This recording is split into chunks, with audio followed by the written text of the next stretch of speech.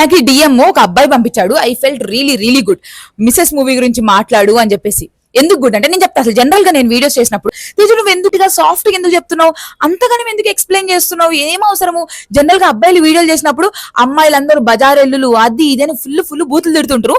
నువ్వు కూడా అగ్రెసివ్ అవ్వచ్చు, నువ్వు కూడా అరవచ్చు తేజు, నువ్వు ఎందుకు అంత సాఫ్ట్ గా ఉన్నావు, ప్రతి వీడియోలో నాట్ ఆల్ మెన్ అందరు అబ్బాయిలు అనట్లేదు అని అంటారు చాలా మంది. రీజన్ నెంబర్ 1 నేనేం రియలైజ్ అయినా అంటే మనం అరుచుకుంటూ మాట్లాడితే ఎవరు మారరు, ఎవరు రియలైజ్ అవ్వరు. జనరల్ గా విమెన్ ని మెన్ కి బర్త్ ఇస్తారు, బట్ మెన్ విమెన్ ని కంట్రోల్ చేస్తారు. If you ask this, no, male ego is very very fragile that they don't even think about it. They'll become defensive. మనం ఏదో గోడకు చెప్తున్నట్టు ఉండదు, వాళ్ళు వాళ్ళ గోల్లో ఉంటారు, మనం మన గోల్లో ఉంటాం. Fighting happens, but nobody thinks about it. When they watch my videos, ఏం చెప్పింది అమ్మాయి, అవునా, మేక్ సెన్సే, పాయింటే అన్నట్లు ఉండాలి. కానీ డిఫెన్సివ్ అయిపోతే వాట్స్ ఐ యూస్, ఫైట్ కొట్టుకుంటాం అమ్మాయిలు అబ్బాయిలు కొట్టుకుంటే what we gonna get. Point number 2 ఏంటంటే I know that there are a section of men, I know చాలా మంది కాకపోయినా సరే there is some section of men who are amazing.